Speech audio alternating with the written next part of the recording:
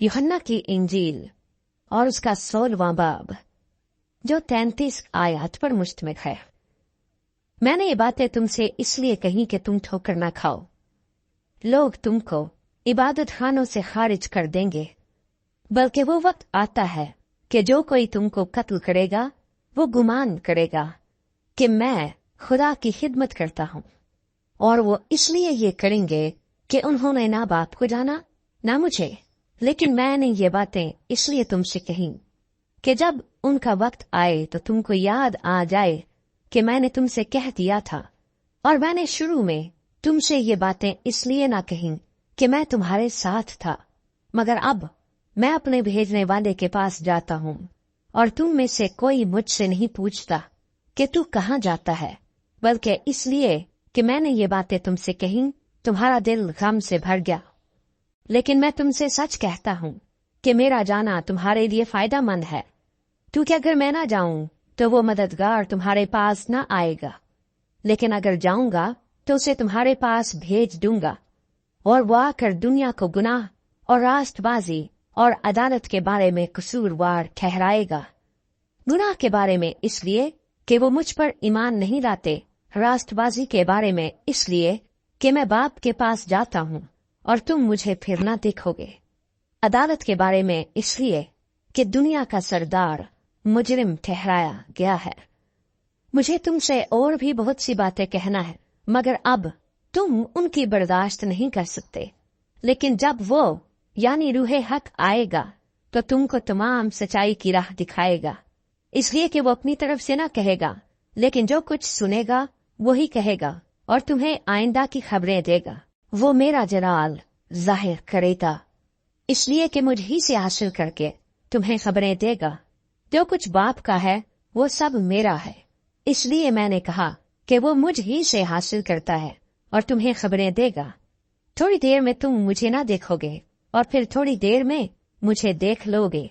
बस उसके बाद शागिर्दों ने आपस में कहा, ये क्या है जो वो हमसे कहता है कि थोड़ी देर में तुम मुझे ना देखोगे और फिर थोड़ी देर में मुझे देख लोगे, और ये कि इसलिए कि मैं बाप के पास जाता हूँ। बस उन्होंने कहा कि थोड़ी देर जो वो कहता है ये क्या बात है, हम नहीं जानते कि क्या कहता है। यीशु ने ये जानकर के वो मुझसे सवाल करना चाहते हैं, उनसे कहा, क्या तुम आपस में मेरी इस बात की निस्बत पूछ पाछ करते हो कि थोड़ी देर में तुम मुझे ना देखोगे और फिर थोड़ी देर में मुझे देख लोगे? मैं तुमसे सच कहता हूँ कि तुम तो रोओगे और मातम करोगे, मगर दुनिया खुश होगी। तुम गमगीन तो होगे, लेकिन तुम्हारा गम ही खुशी बन जाएगा। जब औरत जनने लगती है तो गमगीन होती है, इसलिए कि उसके दुख की घड़ी आ पहुंची, लेकिन जब बच्चा पैदा हो चुकता है तो इस खुशी से कि दुनिया में एक आदमी पैदा हुआ, उस दर्द को फिर याद नहीं करती। बस तुम्हें भी अब तो गम है, मगर मैं तुमसे फिर मिलूंगा और तुम्हारा दिल खुश होगा और तुम्हारी खुशी कोई तुमसे छीन ना देगा। उस दिन तुम मुझसे कुछ ना पूछोगे। मैं तुमसे सच कहता हूँ कि अगर बाप से कुछ मांगोगे तो वो मेरे नाम से तुमको देगा। अब तक तुमने मेरे नाम से कुछ नहीं मांगा, मांगो तो पाओगे, ताकि तुम्हारी खुशी पूरी हो जाए। मैंने ये बातें तुमसे तमसीलों में कही। वो वक्त आता है कि फिर तुमसे तमसीलों में ना कहूंगा, बल्कि साफ साफ तुम्हें बाप की खबर दूंगा। उस दिन तुम मेरे नाम से मांगोगे, और मैं तुमसे ये नहीं कहता कि बाप से तुम्हारे लिए दरखास्त करूंगा, इसलिए कि बाप तो आप ही तुमको अजीज रखता है, क्योंकि तुमने मुझको अजीज रखा है और ईमान लाए हो कि मैं बाप की तरफ से निकला।